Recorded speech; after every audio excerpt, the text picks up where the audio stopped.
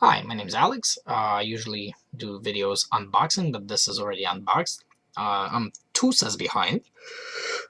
So this is basically the show of all the items you receive in the case incentive for Dungeon of the Mad Mage D&D 5th edition set. There's currently 2 sets that are after this. One is Baldur's Gate, and the other one that's coming out, I believe that's Volos's guide for monsters, which is going to be pretty interesting. I'm going to have those videos as well for you. So let's just get into this, and then we're going to do an actual brick opening. So I'm going to tell you right now, be honest with you, this is not necessarily a case incentive that is worth the money.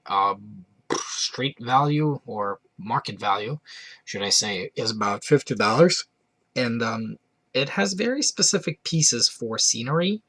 However, it is definitely not for everybody.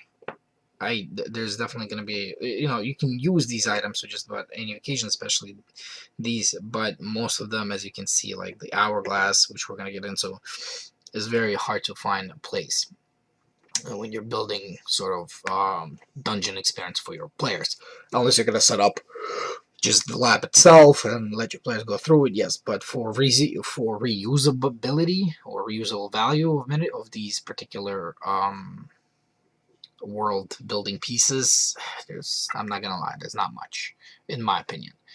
Some of you have different thoughts. If so, we're gonna get right into this. First, we're gonna take these two.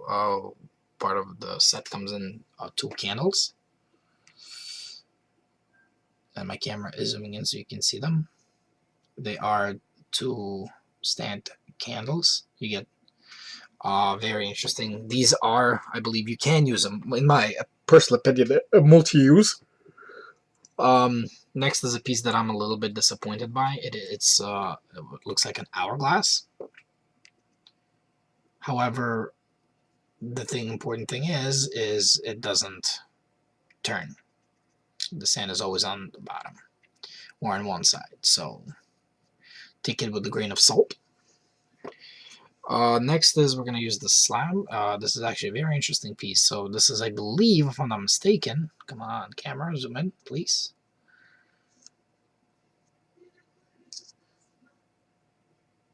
No? No? There we go. My apologies on that. So this is a flesh golem. I believe it's a flesh golem or an iron golem on a slab. Now, interesting thing, this particular golem, you can find him in a set of his own.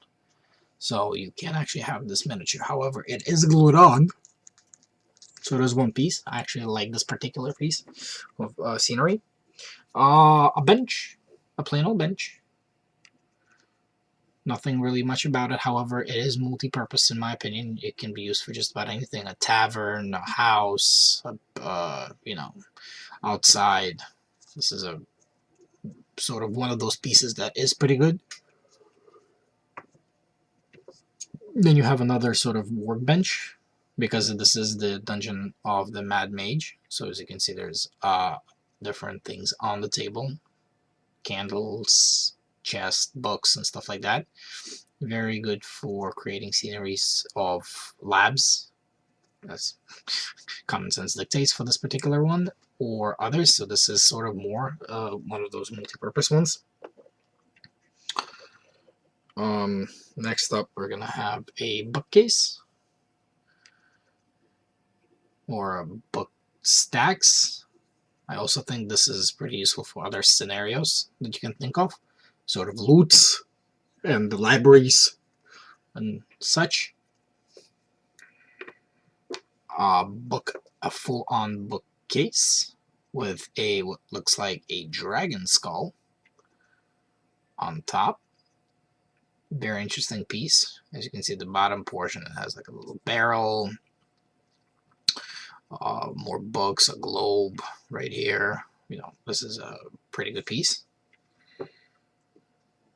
Another thing that comes with this is this. So this is a cabinet. It looks like a wardrobe cabinet. Now, what's cool about this one in particular is that the doors actually do open. And inside of it, you have like a whole entire wardrobe selection. Be careful though, the doors can come off, and my door right here, I believe this one comes off from time to time, and it becomes a bit of a problematic trying to fix it, but it's pretty cool how it opens and closes.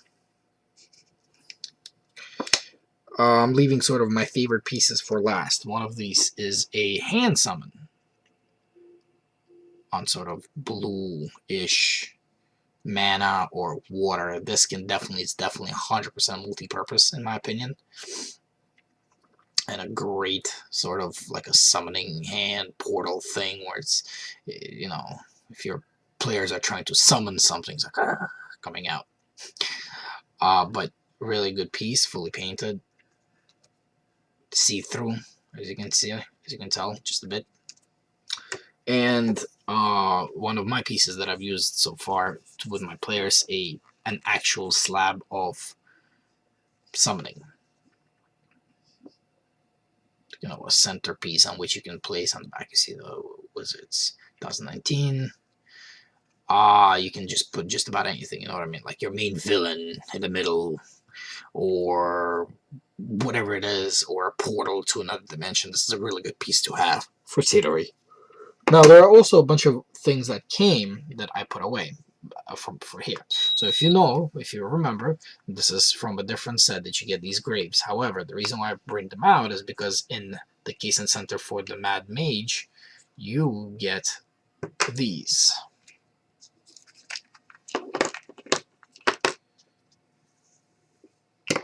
Because this is sort of, again, Mad Mage scenario, right? Let's see if it's going to zoom. There we go. These little flesh corpse things. And you get 4 of these. Now, what I did personally is I took my graves from the last case incentive and I put them inside. And I made it for a perfect prop sort of thing for the graveyard that my players experienced. They fit just well inside. And voila. Becomes pretty cool. It's like a grave with a corpse already in it. But this only goes well if you take the graves and you combine it, which by themselves, just the case incentive for the Mad Mage just came with these, 4 of them. 2 of these and 2 of these. See if it zooms. There we go. So by themselves, not much. Combined with other things, becomes really, really useful. Now, most case incentives that come with sort of scenery for WizKids, they like to put small details like vials, books, etc., etc. And I'm about to show you what small little things that came in this one.